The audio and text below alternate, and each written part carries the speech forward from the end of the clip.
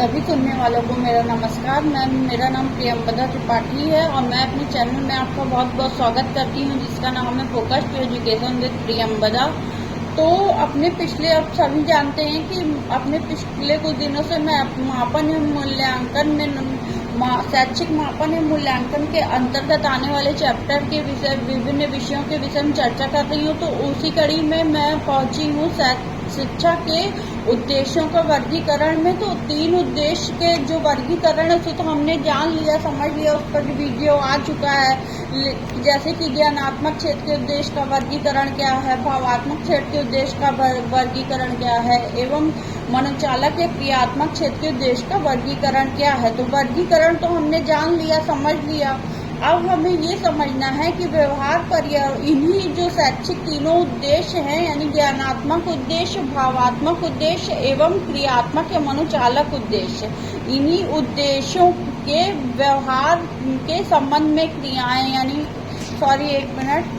तो जैसे कि ज्ञानात्मक, अब हमें जानना है कि ज्ञानात्मक क्षेत्र के उद्देश्यों के लिए व्यवहारिक क्रियाएं, यानी उद्देश्य तो हमने जान लिया, समझ लिया था। तो उनके अंतर्गत जो आने वाली व्यवहारिक क्रियाएं वो भी उतनी ही महत्वपूर्ण है, तो जिसको हमें समझना बहुत जरूरी है। तो हम शॉर्ट में समझ लेते हैं कि पहले हम समझते हैं व्यवहार परिवर्तन के रूप में उद्देश्य, यानी शिक्षा का उद्देश्य ऐसा होना चाहिए या ऐसा उद्देश्य की क्या लाभ है, क्या हानि है। जैसे कि व्यवहार मनुष्य के, चाइल्ड के बिहेवियर में परिवर्तन आ सके, ऐसा शिक्षा का उद्देश्य होना चाहिए। वो परिवर्तन एक सकारात्मक दिशा में आगे बढ़ना चाहिए। तो इसको हम शॉर्ट में समझ लेते हैं। उसके बाद हम ज्ञानात्मक 1 बाय 1 करके अलग अलग वीडियो में बनाऊंगी, उस पर डिस्कस करूंगी। तो पहले आज मैं डिस्कस करूंगी ज्ञानात्मक क्षेत्र के उद्देश्य की व्यवहारिक क्रियाएं क्या है। तो पहले हम शॉर्ट में जान लेते हैं कि व्यवहार परिवर्तन के रूप में उद्देश्य क्या है। तो चलिए इसको समझते हैं। मूल्यांकन में स्पष्टता व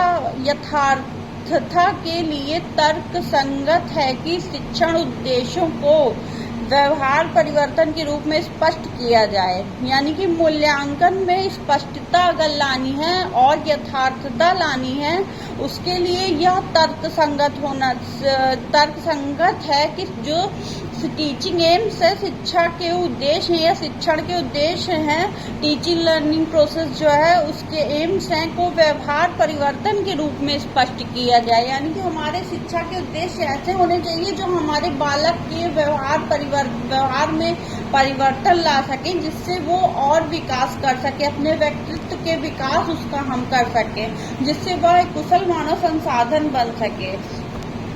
तो किया जाए जिससे कि उनकी प्राप्ति की सीमा को असंदिग्ध रूप में जाना जा सके। यानी कि शिक्षण के जो उद्देश्य हैं, अगर हम उसमें स्पष्टता मूल्यांकन में लाते हैं, स्पष्टता एवं यथार्थता, तो शिक्षण के जो उद्देश्य हैं उसको व्यवहार परिवर्तन के रूप में हम स्पष्ट कर सकते हैं, जिससे कि उनकी प्राप्ति की सीमा, यानी जो उद्देश्य है उसकी प्राप्ति की जो सीमा है, लिमिट है, असंदिग्ध रूप में जाना जा सके। यानी उसमें कोई संदेह की भावना नहीं है, संदेह का कोई चांस नहीं है। अगर हमने उसको मूल्यांकन में हमारे स्पष्टता तथा यथार्थता है, और तब हमें शिक्षण के उद्देश्य प्राप्त होंगे, और उसी उद्देश्य से हम उसकी प्राप्ति की सीमा को असंदिग्ध रूप में जान सकेंगे। जब शिक्षण उद्देश्यों को व्यवहार परिवर्तन के रूप में लिखा जाता है तो उन्हें व्यवहारिक उद्देश्य, यानी कि अंग्रेजी में कहते हैं बिहेवियरल ऑब्जेक्टिव्स अथवा विशिष्ट उद्देश्य, यानी स्पेसिफिक ऑब्जेक्टिव्स के नाम से पुकारा जाता है। ये उद्देश्य व्यवहारिक क्रियाओं, यानी एक्शन वर्ब की सहायता से लिखे जाते हैं। तो आज हम जानेंगे कि ज्ञानात्मक क्षेत्र के उद्देश्य की व्यवहारिक क्रियाएं क्या हैं। तो चलिए इसको समझते हैं। ये एक स्टेप्स में है, इसके 6 पॉइंट्स हैं, तो इसको मैं 1 बाय 1 डिस्कस करके आपको समझाती हूँ। ज्ञानात्मक क्षेत्र के उद्देश्यों के लिए व्यवहारिक क्रियाएं, यानी action verbs for different objectives in cognitive domain. तो उद्देश्य एक तरफ है, दूसरी तरफ है कार्य सूचक क्रियाएं, यानी जो उद्देश्य है ये किस कार्य का सूचक है तथा किस क्रिया से संबंधित है। तो इसको हम समझने की कोशिश करते हैं। पहला है, इसमें 6 उद्देश्य हैं, इसको हम 1 बाय 1 डिस्कस करते हैं। पहला है ज्ञान, यानी नॉलेज। दूसरा है बोध यानी कॉम्प्रहेंजन, तीसरा प्रयोग है, चौथा विश्लेषण है, पांचवा संश्लेषण है, छठवां है मूल्यांकन। तो पहले हम ज्ञान को डिस्कस करेंगे, यानी जब हम ज्ञानात्मक क्षेत्र के उद्देश्यों के लिए व्यवहारिक क्रियाएं निर्धारित कर रहे हैं तो सबसे पहले उसमें ज्ञान आएगा। ज्ञान में क्या हो गया, जो हम पढ़ा रहे हैं, कोई विषय हम पढ़ाते हैं, मान लीजिए हम एजुकेशन पढ़ा रहे हैं, शिक्षा शास्त्र या मनोविज्ञान उससे संबंधित पढ़ा रहे हैं, तो उसमें हम पहले क्या देंगे, उस टॉपिक की परिभाषा देंगे जिस टॉपिक को हम डिस्कस करना चाह रहे हैं। जैसे शैक्षिक मापन एवं मूल्यांकन हो गया, मान लीजिए ये उदाहरण के रूप में एक विषय हो गया, तो इसकी पहले हम परिभाषा देंगे, इसको डिफाइन करेंगे, तभी फिर चयन करेंगे, सेलेक्ट करेंगे, फिर कथन करना, स्टेट मापन करना, मिलान करना, प्रत्यय स्मरण करना, सूची बनाना, वर्णन करना, रूपरेखा बनाना, पहचानना तथा लिखना। तो इसकी कार्य सूचक क्रियाएं क्या हैं, हम डिफाइन करेंगे अपने सब्जेक्ट को, अपने विषय को, फिर चयन करेंगे, सेलेक्ट करेंगे, कथन करना यानी स्टेट मापन करना, फिर मेजर करेंगे उसे, यानी स्टेटमेंट कोई है उसे हम मापन करते हैं, फिर मेजर करेंगे, मिलान करेंगे, मैच करेंगे, फिर प्रत्यास्मरण करेंगे, रिकॉल करेंगे, फिर उसकी लिस्ट बनाएंगे, सूची, फिर वर्णन करना, डिस्क्राइब करेंगे उसे, फिर रूपरेखा बनाना, आउटलाइन पहचानना, रिकॉग्निशन लिखना, राइट। तो इस प्रकार से ज्ञानात्मक क्षेत्र की कार्य सूचक क्रियाएं ये हुई। अब आते हैं दूसरे नंबर के उद्देश्य पे, जो है बोध, कॉम्प्रिहेंजन, यानी कि इसके नाम से ही पता है, बोध हमें बहुत सुनाया हुआ शब्द। अगर हम पढ़ रहे हैं, शिक्षा के क्षेत्र से हैं, हम किसी भी सब्जेक्ट से हैं, या फिर हम स्पेसिफिक एजुकेशन सब्जेक्ट से ही अपना स्नातक या परस्नातक कर रहे हैं, हमारे पास शिक्षा शास्त्र विषय है, तो हमें बोध होना चाहिए। सबसे पहले हम उसकी व्याख्या करेंगे, एक्सप्लेन करेंगे, इसकी कार्य सूचक जो क्रियाएं क्या है एक्सप्लेन करेंगे, फिर हम उसका उदाहरण देंगे, इलस्ट्रेट करेंगे, फिर उससे संकेत करेंगे, इंडिकेट करेंगे, यानी प्रस्तुत करना, संकेत करना। सबसे पहले उसकी व्याख्या करना, डेफिनेशन के बाद फिर उसकी उदाहरण देना, फिर संकेत करना, प्रस्तुत करना, प्रतिपादन करना, वर्गीकरण करना, क्लासिफाई, जिस प्रकार से हम पढ़ते हैं कि शिक्षा के उद्देश्य को हमने कि ब्लूम वर्ग के अनुसार हम पढ़ते हैं, इसको क्लासिफिकेशन में उसको वर्गीकृत किया गया है। इसी प्रकार से निर्णय लेंगे, फिर चयन करेंगे, फिर परिवर्तित करेंगे, कन्वर्ट करेंगे। अब आता है प्रयोग यानी एप्लीकेशन, हम उसको प्रयोग कैसे करेंगे बच्चे के ऊपर।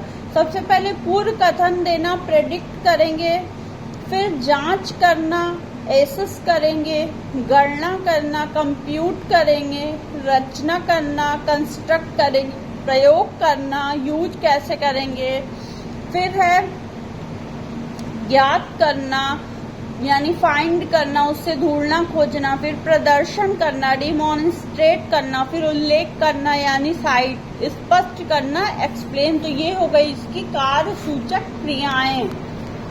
तो इस प्रकार से हम इसको समझते हैं। फिर है चौथा विश्लेषण, यानी विश्लेषण करना। हमने डिफाइन कर दिया, व्याख्या कर दी, पूरी कथन दे दिया, प्रयोग कर दिया, विश्लेषण। अब विश्लेषण में हम क्या करेंगे, उसको एनालाइज करेंगे, यानी बच्चा का क्या सीख रहा है, क्या अगर हम चाइल्ड हैं तो हम अपने सीखे हुए ज्ञान को एनालाइज करेंगे, अगर हम शिक्षक हैं तो इसके अंतर्गत हम अपने जो हमने प्रोवाइड की है शिक्षा, जो बच्चे के व्यवहार में परिवर्तन चाहते हैं, क्या विश्लेषण बच्चे का कर पा रहे हैं हम, तो इस प्रकार से इसको हम समझेंगे। फिर विभाजन करेंगे, डिवाइड करेंगे, निष्कर्ष निकालेंगे, इसमें इसकी क्रिया सूचक क्रियाएं हैं। फिर तुलना करेंगे, भेद करना, आलोचना करना, अलग अलग पुष्टि करना। फिर संश्लेषण करेंगे, विश्लेषण के बाद हम संश्लेषण करेंगे। संश्लेषण यानी तर्क करना, आर्ग्यू करना, चयन करना, वाद विवाद करना, निष्कर्ष निकालना, व्यवस्थित करना, पूर्व कथन करना, सामान्यीकरण करना, संक्षिप्त करना। ये इसकी कार्य सूचक क्रियाएं हैं। उसके बाद आखिरी छठवा है मूल्यांकन, यानी इसके बाद जब सब कुछ हो जाएगा संश्लेषण में हम तर्क करना सीखेंगे। पहले हमने एनालिसिस किया, फिर उसको हमने सिंथेसिस किया, यानी जो हमारे पास ज्ञान था बटा बटा कुछ टुकड़ों में, हिस्सों में, भागों में, उसे हमने एकत्रित करके एक जगह कर लिया। फिर उसको हम देन डिवाइड करेंगे, तर्क करेंगे, वाद विवाद करेंगे बच्चे से उस विषय पे, टॉपिक पे।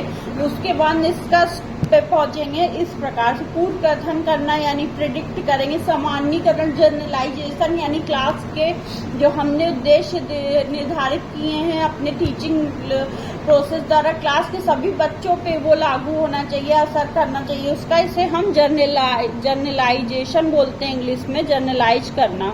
फिर है मूल्यांकन, आखिरी निर्णय लेना, पहचानना, मूल्यांकन करना, दूर करना, आलोचना करना, बचाव करना। तो ये इसकी क्रिया सूचक क्रियाएं थी।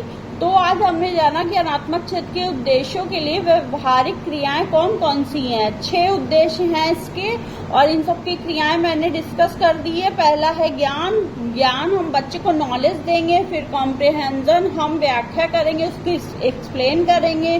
फिर प्रयोग करेंगे, फिर विश्लेषण करेंगे, फिर संश्लेषण, फिर मूल्यांकन यानी knowledge, comprehension, application, analysis, synthesis, evolution. तो आज हमने जाना ज्ञानात्मक क्षेत्र के उद्देश्यों के लिए व्यवहारिक क्रियाएं कौन कौन सी हैं तथा क्या उनकी भूमिका है, और वो कार्य सूचक क्रियाएं कौन कौन सी उद्देश्य के हिसाब से। तो इसी कड़ी में कल हम जानेंगे भावात्मक क्षेत्र के उद्देश्यों के लिए व्यवहारिक क्रियाएं। आशा करती हूँ मेरा ये वीडियो आपके लिए उपयोगी सिद्ध हुआ होगा। अगर उपयोगी हो तो प्लीज़ मेरे चैनल को लाइक कीजिए, सब्सक्राइब कर दीजिए, बेल आइकन को प्रेस कर दीजिए ताकि मेरे आने वाली वीडियो की नोटिफिकेशन आप तक पहुँचती रहे। मैं अपने नेक्स्ट वीडियो में नेक्स्ट टॉपिक के बारे में चर्चा करूँगी। तब तक के लिए आप सभी सुनने वालों का बहुत बहुत धन्यवाद तथा नमस्कार।